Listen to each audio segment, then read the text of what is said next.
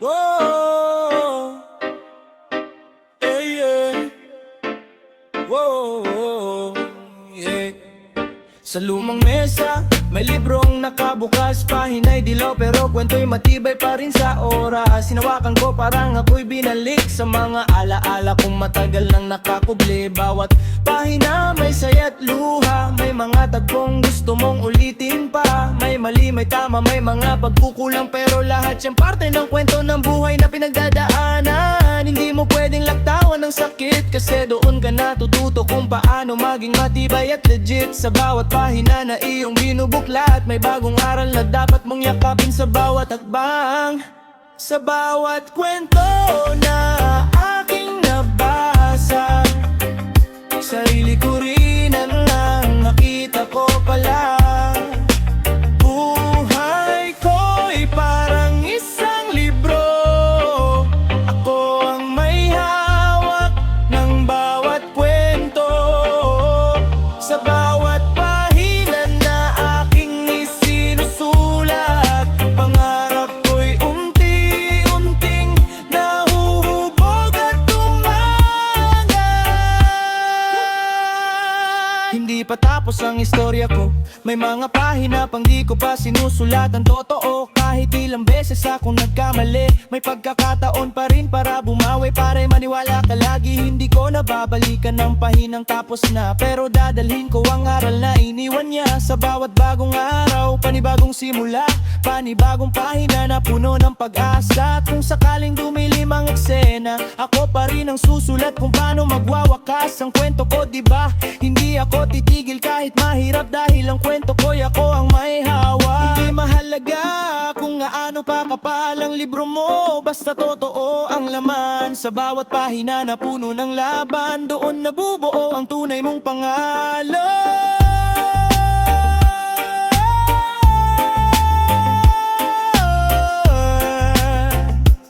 Oh yeah. Buhay ko'y parang isang libro na may kwentong di kayang itago. Sa bawat pahina na aking tinatahak, ako'y lalaban hanggang sa wakas.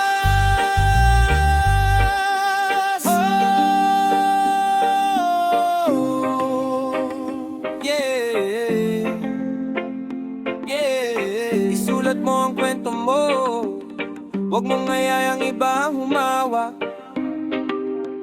dahil buhay mo yan, ikaw ang may akda-ible.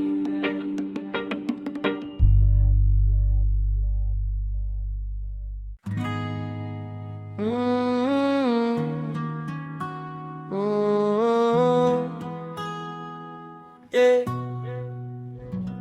Bawat araw parang pahina ng libro, may bagong eksena, may bagong kwento. Minsan masaya, minsan puro luha, pero tuloy lang ang sulat kahit ano pa ang dala. May pahinang gusto mong balikan, may pahinang pilit mong kinalimutan. Mga pagkakamali na di mo maalis, pero yun ang dahilan kung bakit ka naging matibay, legit. Hindi lahat ng pahina ay maganda, may mga pate na madilim talaga, pero kung titigil ka wala nang susunod. Kaya kailangan mong ipagpatuloy kahit medyo pagod. Sa bawat pahina na aking dinaanan, may aral na aking pinanghawakan. Bawat pahina ng buhay ko, ako ang sumulat ng kwento. Sa bawat sakit na aking nadama, may pag-asa pa rin nadala. Yeah, hindi pa tapos ang librong ito, marami pang pahinang naghihintay sa'yo.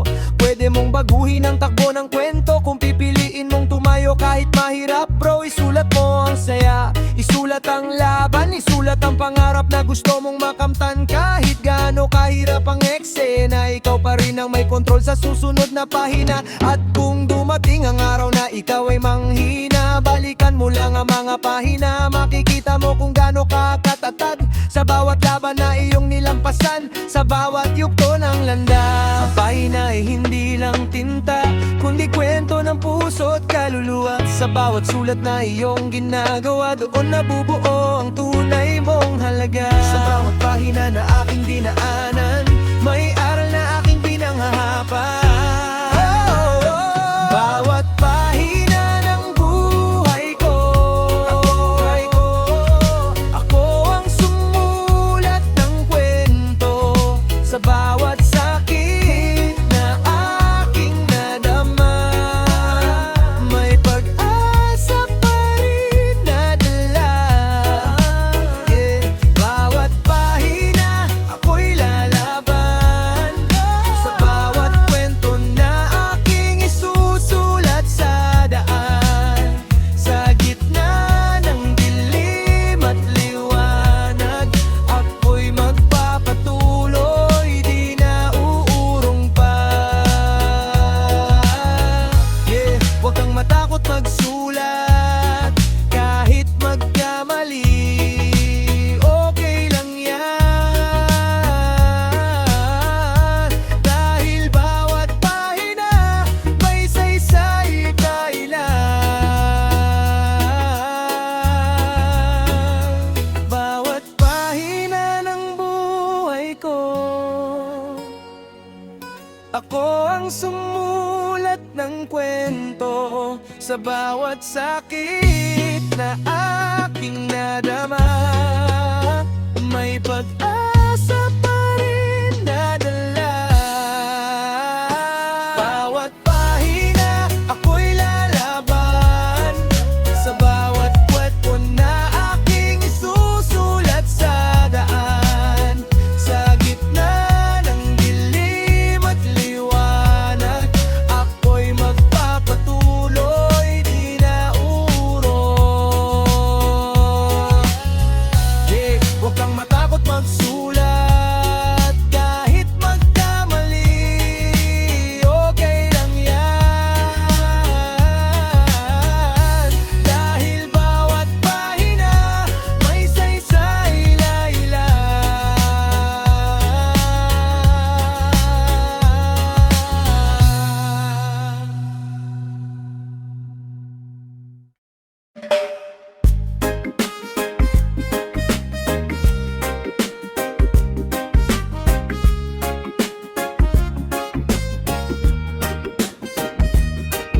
Kung ako'y isang libro na bukas sa mundo, ano kayang title ang ilalagay dito? Kwento ng sakit o laban ng buhay, o pangarap na pilit kong inaabot kahit hirap ang taglay.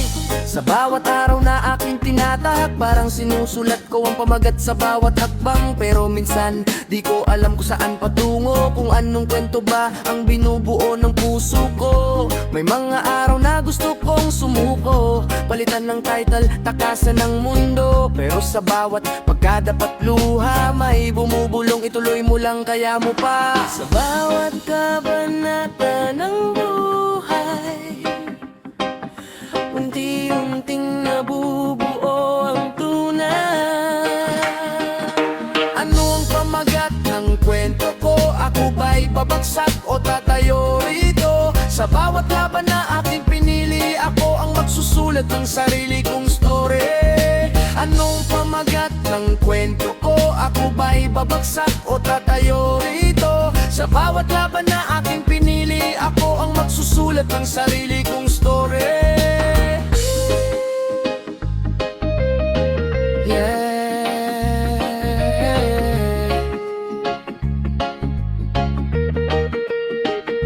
Hanggang sa dumating ang araw na malinaw, di palalitay lang dapat kong hinahabol ngayon, kundi ang laman ng bawat pahina, kung paano ako bumangon sa tuwing ako'y nadadapa. Ang pamagat di agad nakikita, ito'y nabubuo sa bawat gawa at salita. Sa bawat taong aking natulungan, sa bawat pangarap na aking nilabanan. Hindi kailangan maging perpekto para magkaroon ng kwentong totoo, dahil ang tunay na ganda ng istorya ay nasa lalim ng pinagdaanan mo, diba? Hindi mahalaga kung ano ang title, kung ang kwento mo'y totoo at may saysay. Sa bawat pahina na puno ng laban, dun makikita ang tunay mong pangalan. Ano pamagat ng kwento ko? Ako babagsak o tatayo rito. Sa bawat laban na aking pinili, ako ang magsusulat ng sarili kong story.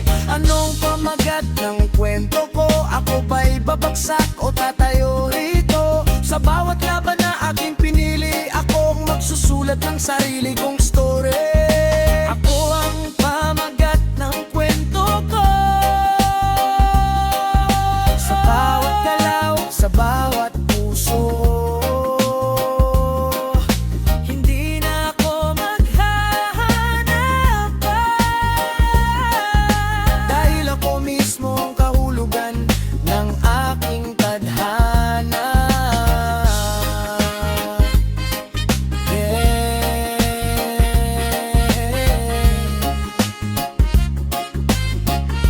Hindi lang pamagat ang mahalaga, kundi ang kwento sa loob. Ikaw ang may agapigita.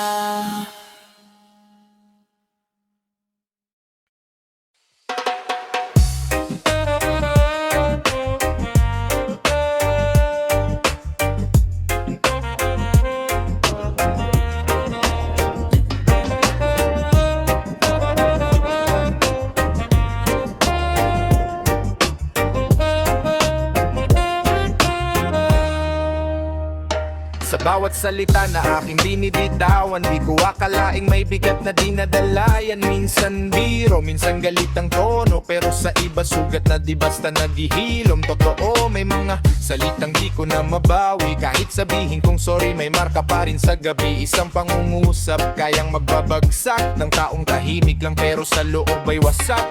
Di ko nakita agad ang epekto na ang dila ko pala'y parang kutsilyo. Hanggang sa ako rin ang nasaktan ng salitang bumalik, parang multong di maiwasan. Sa bawat salitang nasabi ko, may pusong tinamaan ng totoo. Salita, may lakas at kapangyarihan, kayang bumuo o sirain ang damdamin. Sa bawat bigkas na ating pinili, pag-ibig o sakit ang bungalagita. May lakas at kapangyarihan, kayang bumuo o sirain ang damdamin. Sa bawat bigkas na ating pinili, pag-ibig o sakit ang bungalagi. Isang araw pinili kong magbago, inisip ko muna bago magsalita ng totoo. Kung ang sasabihin ba'y makakatulong o magdadagdag lang ng sakit na mabigat sa loob. Natuto akong makinig sa kapwa, hindi puro ako kundi unawain sila. Diba sa simpleng kamusta ka na totoo, may lakas pala yun na kayang magpagaan mundo. Ginamit ko ang salita para magtayo, hindi para manira ng kapwa-tao. Ngayong bawat linya ay may saysay, pag-ibig ang laman, hindi na puro away. Ang salita ay parang binhi, kung ano ang itanim mo yun ang tutubo lagi. Kung kabutihan ng iyong dala, babalik sa'yo ang saya. Oo nga. Salita, gagamitin ko ng tama para magbigay liwanag sa kapwa. Sa bawat araw na ako'y magsasalita, pag-ibig na ang laman ng bawat salita. Yeah. Mag-ingat sa salita, dahil minsan yun ang nagtatagda ng kwento ng iba at ng sarili mo.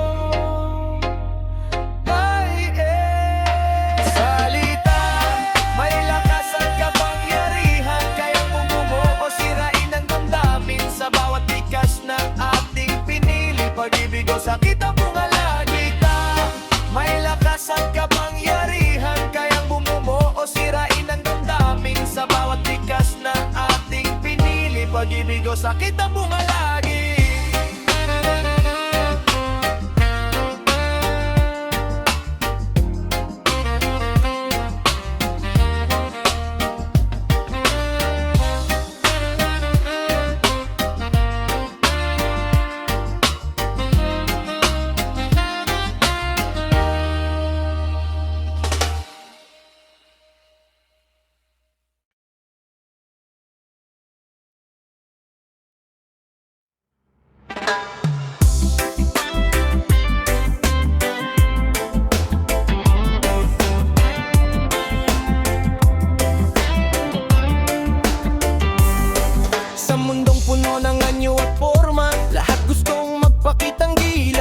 maging bida. Ganda ng suot, ngiti perpekto, pero sa loob may lungkot na di maipakita ng totoo. Hinusgahan ako sa itsura ko lang, di nila nakita ang laban ko sa bawat araw na pinagdadaanan. Akala nila wala akong kwento, pero sa puso ko may lalim na di nila alam bro. Hindi lahat ng tahimik ay mahina, minsan sila pa ang may pinakamatibay na dala. Sa likod ng simpleng mukha, may pangarap at lakas na di basta-basta nawawala. Sa bawat tingin ng mundo sa akin, may katotohanan di nila napapansin. Sa nilalaman, doon makikita ang tunay na halaga ng isang tao, diba? Hindi sa panlabas na anyo, kundi sa puso kung paano ito tumibok ng totoo. Isang araw may taong dumating, di tumingin sa labas kundi sa loob ko rin. Pinakinggan ng kwento, inunawa ang damdamin. Doon ko naramdaman na ako'y mahalaga rin. Doon ko nakita ang tunay na kahulugan. Hindi sa mata nasusukat ang pagkatao ng sino man. Sa bawat gawa, sa bawat salita, doon lumalabas ang tunay mong halaga. Ngayon hindi na ako naghahangad ng papuri mula sa mundong mapanghusgat sa lahat. Basta alam ko sa sarili ko na ang nilalaman ko'y totoo at buo. Ang puso ang tunay na salamin, hindi ang panlabas na kayang baguhin. Kung malinis ang laman ng kalooban, magliliwanag ka kahit walang patunay sa mata ng karamihan. Sa nilalaman, ako'y titibay sa bawat laban. Di ako mawawalay sa gitna ng mundong puro ng anyo. Ako'y mananatiling totoo.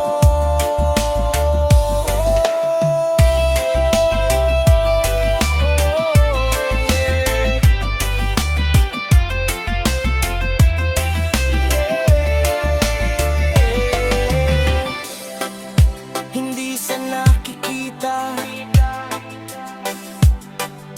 hindi sa nararamdaman, ang tunay na halaga ng isang tao.